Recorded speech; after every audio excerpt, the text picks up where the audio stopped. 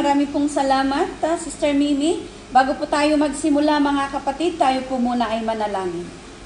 Lord, we thank you for this privilege, O Lord, and opportunity na muli po kami makapakinig ng iyong banal na salita. Lord, just allow the power of the Holy Spirit na siya pong kumilos at mangusap, O Diyos, sa bawat isa sa amin.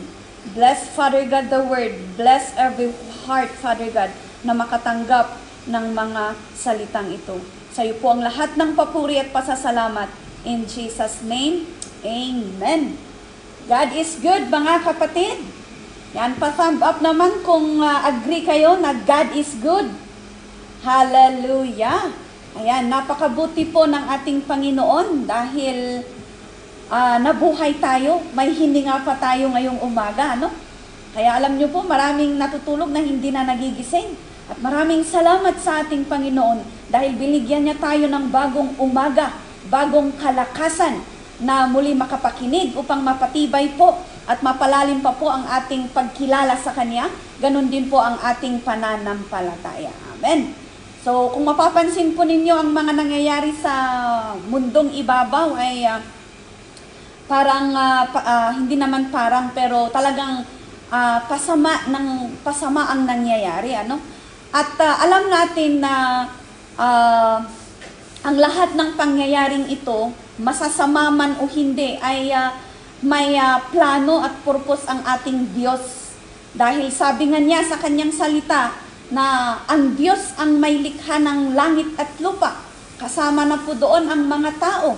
Kaya kung siya po ang may likha sa lahat ng nilalang sa buong mundo, ibig sabihin po mga kapatid, ay siya lamang po ang may nakakaalam. Kontrolado po niya ang mga pangyayari. Kaya sa umagang ito po ating pag-uusapan kung ano po ang tungkol sa ating Diyos, the sovereign God. Ang sabi po niya dyan sa Tagalog, ang kataas-taasang Diyos. Kataas-taasan. Di ba may sinasabi tayong mga Pilipino, we the sovereign Filipino people, yung preambulo po. Pero ito po, aaralin po natin kung bakit ang Diyos natin ang siyang kataas-taasang Diyos. Siya ang pinakamataas na Diyos, ang Diyos ng mga Diyos. So ang tao po, maraming Diyos sa kanilang mga buhay. Maaaring ang kanilang pera, ang kanilang kayamanan, ang nagiging Diyos nila, ang sinasamba nila. Sa kanilang kayamanan, nakasalalay ang kanilang pag-asa, nakasalalay ang kanilang buhay, na kung wala ng pera, ay mawawala na rin sila. Ano ang tawag doon? Madadown sila, mawawalan sila ng, parang pakiramdam nila, mawawalan ng saysay ang kanilang buhay, ang kanilang hininga, mawawalan ng silbi ang kanilang buhay. Pero dito po natin makikita mga kapatid, na ang Diyos nating sinasamba at pinagkakatiwalaan ay totoo at siya lamang ang pinakamataas. Amen? So unang-una po dyan mga kapatid, ano po ba ang katangian ng ating kataas-taasang Diyos? Bakit siya ang sinabing pinakamataas sa lahat ng matataas? Yeah? Number one po na katangian po niya, ang Diyos po natin mga kapatid ay He is an omnipotent God or makapangyarihan sa lahat. Makapangyarihan, powerful po, all-powerful. So sa lahat ng bagay dito o pangyayari sa mundo, ang Diyos lamang po ang may pinakamalakas, ang may pinakamas makapangyarihan sa lahat. Kung may mga napapanood po tayo, yung mga superhero, yung mga iniidolo natin dahil matataas sila, powerful sila sa lipunan, kilalang kilala ang mga pangalan nila sa lipunan, ay may effect sa tao, mas lalo na po ang ating Diyos na siyang makapangyarihan sa lahat. So kung ano pa man pong ang pera, maaaring yun ang kapangyarihan ng isang tao, ang kanilang posisyon sa lipunan, o maging ang pangalan mismo, yung apelyido mismo, ay nandun ang kapangyarihan ng isang tao. Pero walang-wala ang mga kapangyarihang ito kumpara sa kapangyarihan ng ating Diyos. Basahin po natin sa 1 Chronicles chapter 29, verse 10 to 13. Ano po ang sabi niya dyan? Ayan. Basahin po natin lahat. Sa mga makapagbasa po, ayan, sabi niya, David praised the Lord in the presence of the whole assembly, saying, "Praise be to you." Si Haring David po, o si David po nagsasabi nito sa Diyos. Si David po siya po ang tinawag na the man after God's own heart. Pinakamalapit po siya sa puso ng Diyos. Hindi naman po ibig sabihin nun na hindi tayo malapit sa ating Diyos. Pero may character din kasi si David na kung saan tuwing nagkakasala siya, immediate po or mabilisan po siyang magpapakumbaba sa Diyos at i-acknowledge niya ang kaniyang pagkakamali, ang kaniyang pagkakasala. Kaya maganda rin po pala na ito ang katangian nating tularan, na kapag may nagawa tayong mali, naisip tayo or kahit nasabi natin na hindi maganda sa kapwa natin tao, we ask forgiveness immediately to the Lord. Kaya ito po ang naging isang dahilan na siya po ay napalapit at malapit siya sa ating Diyos. Si David po ay isang worshiper. Isa po siyang mananampalataya at pinupuri niya ang Panginoon through music and sound instrument. Ayan. Ano po ang sabi ni David dito?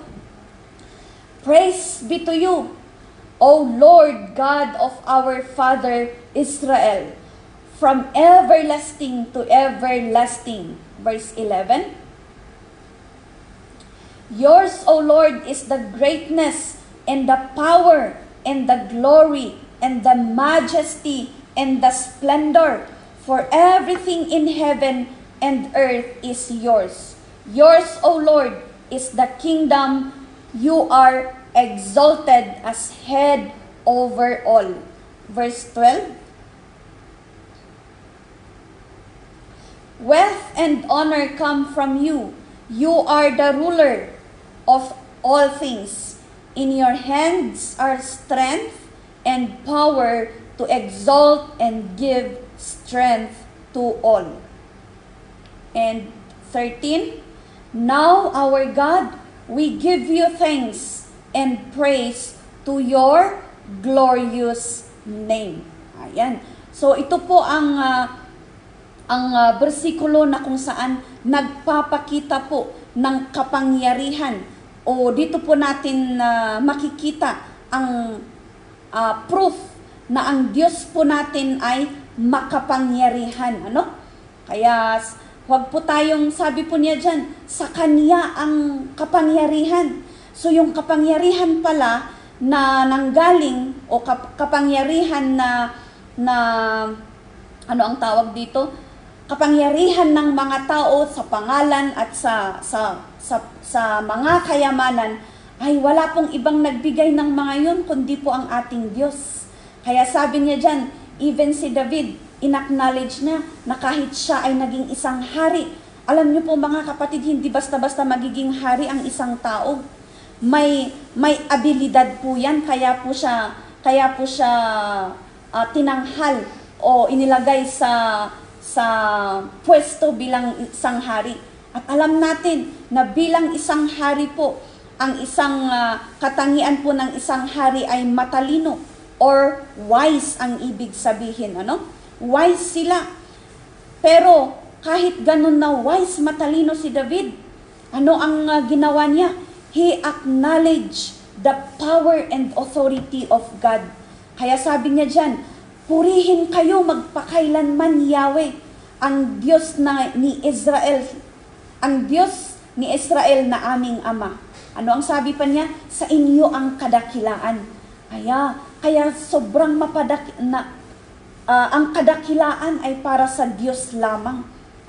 Yung mga kadakilaang ibinibigay natin sa mga iniidolo nating tao, o kahit sa iniidolo mong kaibigan, iniidolo mong parte ng iyong pamilya, o maging sa mga artista na ating iniidolo, pero sila ba, wala silang kakayahan? Tao yang ang mga yan. Wala silang kakayahan na iligtas ka, mga kapatid.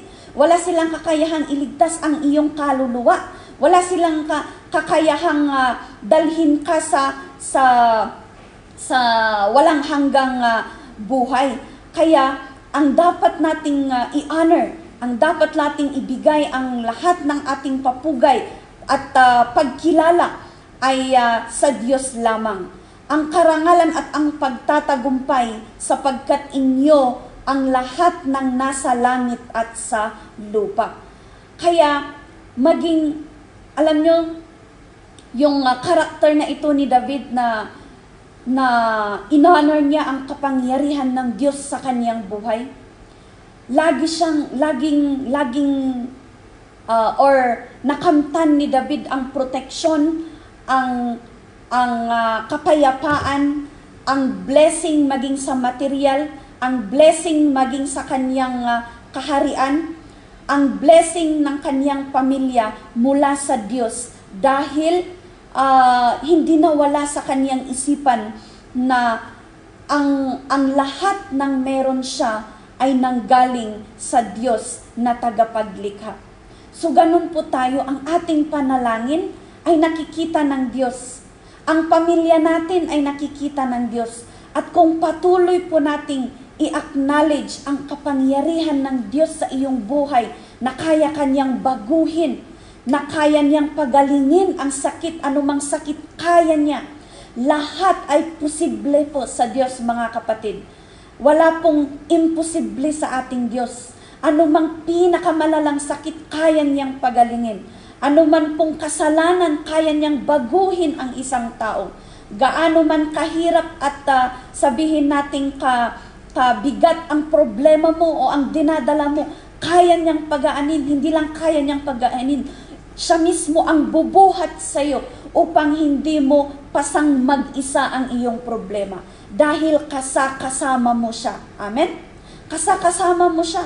At sabi niya rin na anuman ang hilingin mo sa Kanya, makapangyarihan ang Diyos, kaya niyang ibigay. Kung sa mata at pangunawa lamang ng tao, mga kapatid, ay hindi natin kayang gawin o hindi natin, even in our imagination, hindi natin kayang ma-imagine na pwedeng mangyari. Pero wala pong imposible sa Diyos. Si Lazarus na namatay, binuhay ng Diyos dahil sa kapangyarihan meron siya. Ganun po, supreme power meron po ang ating Diyos. Kung dyan sa mga korte may tinatawag tayong trial court, may tinatawag din tayong Supreme Court. Ang Supreme Court po ang pinakamataas na korte ng Pilipinas, kaya tinawag na Korte Suprema. Kung ang pinakamataas na korte ay may otoridad at may kontrol sa lahat ng nasa mabababang klase ng korte, ang Diyos po natin, dahil siya ang supreme power ng ating buhay, siya ang supreme authority ng ating buhay, kaya niyang baliktarin, kaya niyang gawin lahat ng hilingin mo sa Kanya. Kaya huwag po tayong magsawang makinig. Alam nyo, ang pagdating natin dito o ang pagtipon-tipon natin ay isa lamang display of God's power, God's authority sa buhay ng isa. Bakit? Dahil kumilos siya sa iyong puso, sa iyong buhay at nagawa mong pumunta, pinili mo na pumunta dito at makinig sa Kanyang mga salita. Amen? Nasa Kanya ang tunay na katarungan. Nasa Kanya po ang tunay na katarungan, mga kapatid. Nasa Kanya ang tunay na karangalan, tunay na kayamanan. Taglay niya ang kadakilaan, at lahat ng mga ito ay siyang nagpapalakas sa iyo, sa akin, at sa bawat isa sa atin ngayon. Kaya isipin lang natin kung may mga oras at panahon po na parang nabibigatan ka, manlulupaypay ka, o nawawalan ka ng pag-asa. Isipin po natin ang kapangyarihan ng Diyos. Kaya Kanyang buhayin. Kung ginawa niyang buhayin si Lazarus, kaya ka rin niyang pagalingin, kaya Kanyang buhayin, kaya Kanyang ilabas dyan sa loob. Pero hindi po ibig sabihin na dahil nandyan po kayo sa loob ay mawawalan tayo ng pag-asa. Or ano ang tawag doon? Mawawalan tayo ng pag-asa at pananampalataya sa Diyos.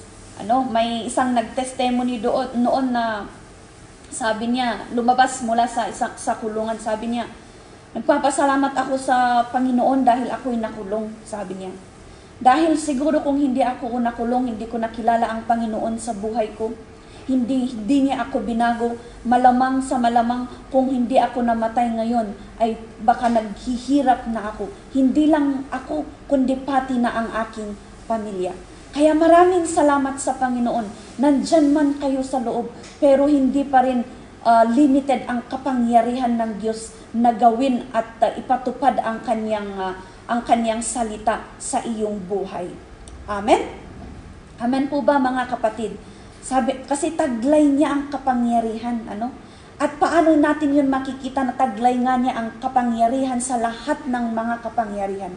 Ginagamit niya maging yung mga jail wardens and officers. Gagamitin ng Diyos yan upang maging daan, or gagamitin sila, magiging instrumento sila ng Diyos upang kayo ay mailabas dyan. Ano? Ang inyong pamilya, itong pamilyang ito na kung saan tayo nagtitipon-tipon upang makapakinig, ay ito yung mga instrumento na ginagamit ng Panginoon nang sa ganun po ay hindi lamang yung physical nating buhay ang nabibigyang pag-asa, kundi mas lalong-lalo na po sa sa spiritual po na buhay natin.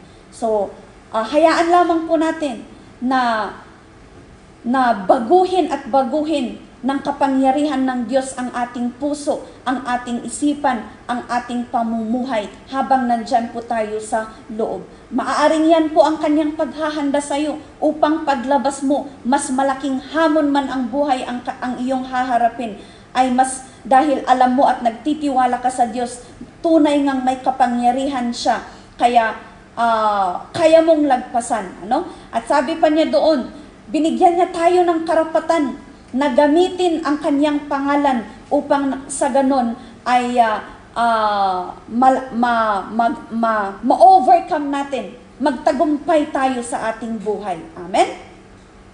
Pangalawa po mga kapatid, nakatangian ng ating kataas-taasang Diyos. Siya po ay tinatawag na omnipresent. Ano po ang ibig sabihin nito?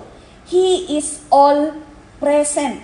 Nasa lahat ng dako. Siya po ay nasa lahat ng dako at the same time. Siya po ay nasa Binalbagan District Jail. Siya ay nasa Panabo City District Jail. Nasa Igaco City Jail. Nasa San Mateo City Jail. Ano pa? Nasa Pasay City Jail. O kahit nasaan man ang bawat isa sa atin, nandun po ang presensya ng ating Diyos. Wala pong lugar sa mundo na hindi po makikita o mararamdaman ang presensya ng Diyos. Amen? Nandyan sa tabi mo ang Diyos. Sabi niya sa kanyang salita, God is with us. Emmanuel, God with us, so close to us. Kaya po si Hesus Kristo ay tinawag na Emmanuel. Ano? God is with us. Sabihin mo dyan sa katabi mo, God is with you. Ayan, sabihin po, sige po, nasa iyo ang Diyos, nandyan katabi mo. Ano? Ano pa? At kapag tinanggap natin ang Panginoong Hesus sa ating buhay, siya ay mananahan sa ating buhay. Mananahan siya sa iyong puso, mananahan siya sa ating isipan, at doon ay kikilos siya, kaya tayo ay patuloy na nababago araw-araw. May kanta po, hindi ko po alam kung nakanta nyo yun dito. Binabago niya ako araw-araw, binabago niya ako araw-araw. Kasi walang perfect na tao, walang nababagong tao sa isang araw lang o sa 2 araw lang. Kundi araw-araw po tayong binabago ng Diyos. Ganun po makapangyarihan ang presensya ng Diyos sa buhay mo. Kung nasa sayo ang presensya ng Diyos, even sa iyong pamilya, nandun din po ang presensya ng Diyos. Kaya, maging kahit saan man, hindi po natin matataguan ang Diyos. Hindi mo maitatago sa Kanya ang iyong nararamdaman. Hindi mo maitatago sa Kanya ang iyong ginagawa. Mabuti man o masama, lahat nakikita Niya. Kasi everywhere around the globe, God is there looking at you. Kaya nga, Kung familiar po kayo, kung napakinggan na ninyo yung kwento about Jonah na tinakbuhan niya ang Diyos. Akala niya matatakbuhan niya, pero hindi po. Kahit sa lugar na kung saan siya nagtago, nandun ang Diyos. At yun, kumilos ang Diyos sa buhay niya hanggang siya ay sumunod at pumunta sa lugar na kung saan siya pinapadala ng Diyos. Amen? Pati dyan sa kung nasaan kayo, nandyan po ang Diyos. Kumikilos at ang kapangyarihan niya ay nagtatrabaho sa buhay mo, sa buhay po ng bawat isa dyan sa loob. Maging ganun din po sa mga nandito sa labas. Okay, tignan po natin sa Psalms 139. Okay. Psalms 139, 7 to 10. Ano po ang sabi dyan? Okay. Where can I go from your spirit? Where can I flee from your presence?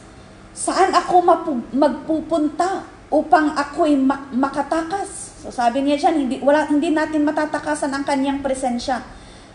Sa iyo bang espiritu, ako ba'y makakaiwas? Sabi niya dyan sa Tagalog, doon sa verse 7. Hindi natin matatakasan ang espiritu ng Diyos. Hindi po natin matatakasan ang presensya ng ating Panginoon. Okay, sabi po niya doon sa verse 8. Okay, sige po sa verse 8. Yan. Kung pupunta ako sa langit, nandun kayo. Sabi niya, kung pupunta ako sa lugar ng mga patay, nandun din kayo. Verse 9. At kung pumunta man ako sa silangan o tumira sa pinakamalayong lugar sa kanluran.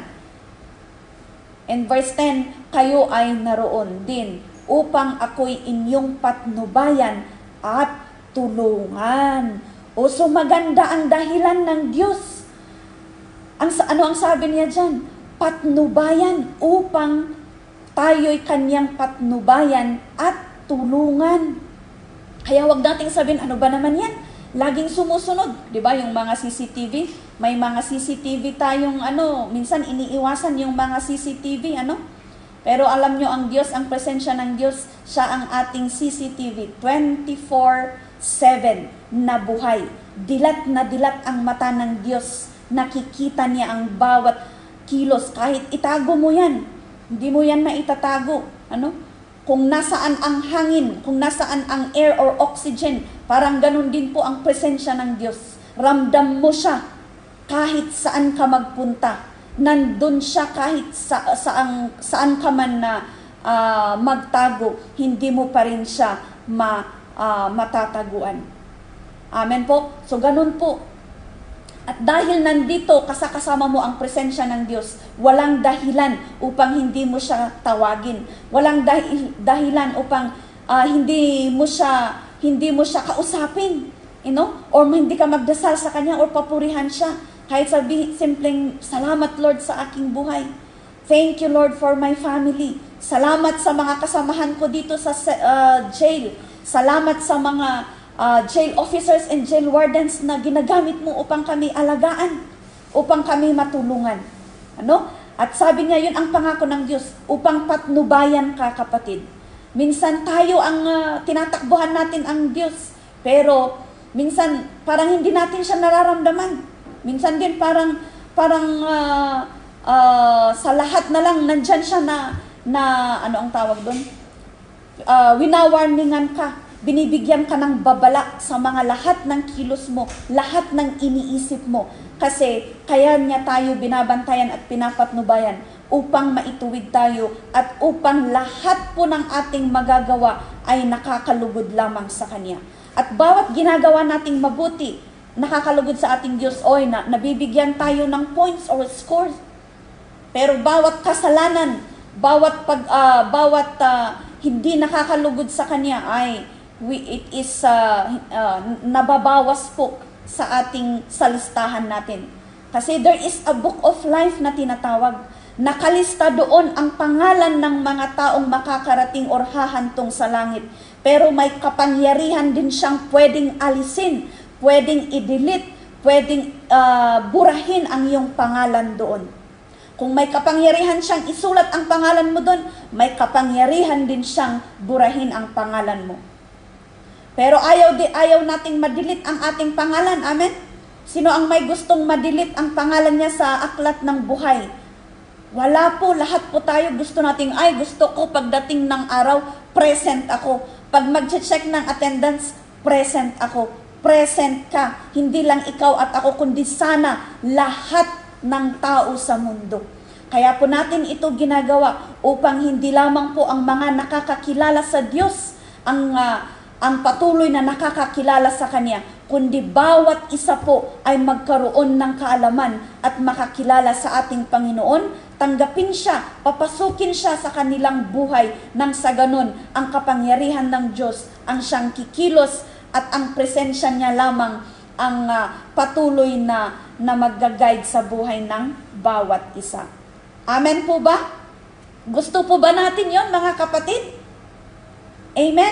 Pataas po ng kamay kung gusto natin yun na ginagawa ng Diyos sa ating buhay, na maituwid at maitama tayo upang ni isang letra po ng ating pangalan sa Book of Life ay hindi po mabura. Okay? At pangatlo po, mga kapatid, na katangian ng ating Diyos, siya po ay tinatawag na omniscient, or sa Tagalog po, siya po ang nakakaalam ng lahat. Kung ikaw hindi mo alam ang mangyayari mamaya o bukas, ang Diyos alam niya. Kung ikaw hindi mo alam kung kailan ka lalabas dyan o kailan mo makikita ang iyong pamilya, ang Diyos alam niya. Dahil sabi niya sa Psalms, tuloy po natin sa Psalms 139 verse 1 to 6. Okay. Panginoon, sinisiyasat niyo ako at kilalang kilala. Ayun. Kilalang kilala ka ng Diyos. Nalalaman niyo kung ako ay nakaupo o nakatayo. Kahit na kayo ay nasa malayo, nalalaman niyo ang lahat ng aking iniisip. Verse 3. Nakikita niyo ako habang ako'y nagpapahinga o nagtatrabaho. Ang lahat ng ginagawa ko ay nalalaman ninyo. Verse 4. Panginoon, hindi pa man ako nagsasalita, ay alam niyo na ang aking sasabihin. And 5. Lagi ko kayong kasama at kinakalingan niyo ako sa pamamagitan ng inyong kapangyarihan. And verse 6. Ang pagkakilala niyo sa akin ay tunay na kahanga-hanga, hindi ko kayang unawain. Amen. Kilalang kilala ka ng Diyos. Kilalang kilala tayo ng Diyos. Pati ang pangalan mo, kapatid. Ang Diyos ang nagbigay ng iyong pangalan. Amen? Ginamit niya ang magulang ng bawat isa, ang mga taong nakapaligid sa atin, upang ibigay ang ating pangalan. Pero ang kinabukasan, hindi kailanman makikita at malalaman yan ng tao. Sino ang mag-aakalang nandyan kayo? Sino ang mag-aakalang nandito tayo sa pagtitipon ito? Diyos lamang po. Sino ang mag-aakalang bukas sa makalawa o maaaring sa susunod na linggo? Sino ang nakakaalam ng mangyayari? Diyos lamang. Kaya nga, even po ang ating pagkamatay, Diyos lamang ang may alam ng mga ito. Kung kailan natin ibabalik ang hiram nating buhay sa Kanya, Diyos lamang. Pero ang mahalaga, kapatid, He is all-knowing. Alam niya na kailangan kang mabago. Alam niya na kailangan natin ang Diyos sa buhay natin. Maging sino ka man, maging anumang kapangyarihan meron ka, maging anuman na ang sitwasyon mo sa buhay, ay ang alam ng Diyos, kailangan natin siya. Kaya ipinapakilala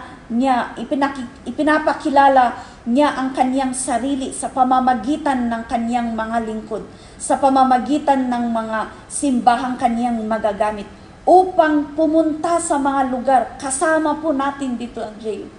Kaya hindi po, porket nandyan po kayo sa loob, ay hindi po kayo kasama doon. Bawat isa po sa atin.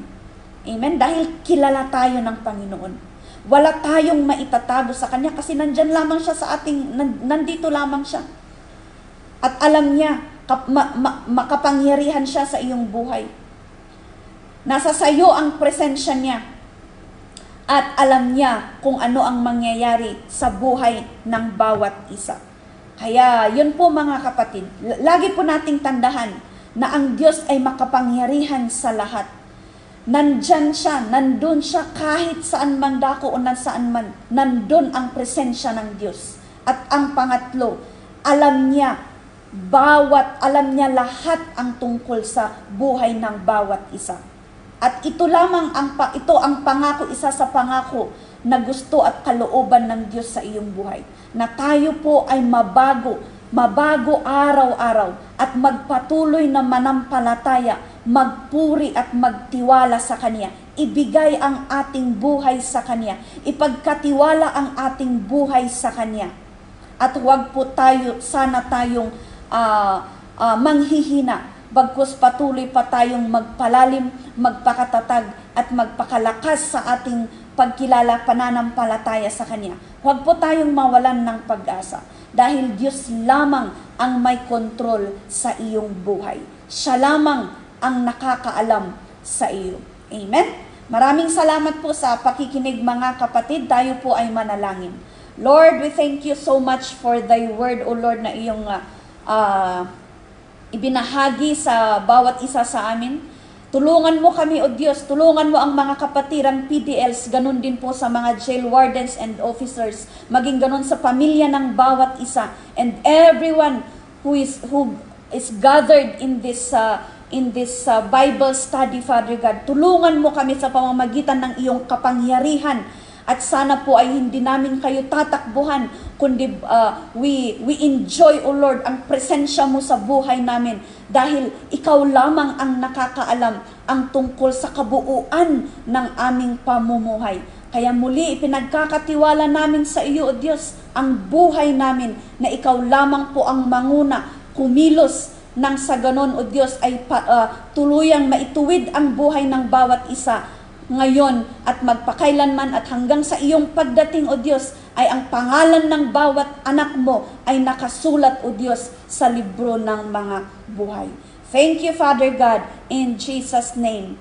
Amen. Maraming salamat mga kapatid. Bigay ko na po sa ating MC.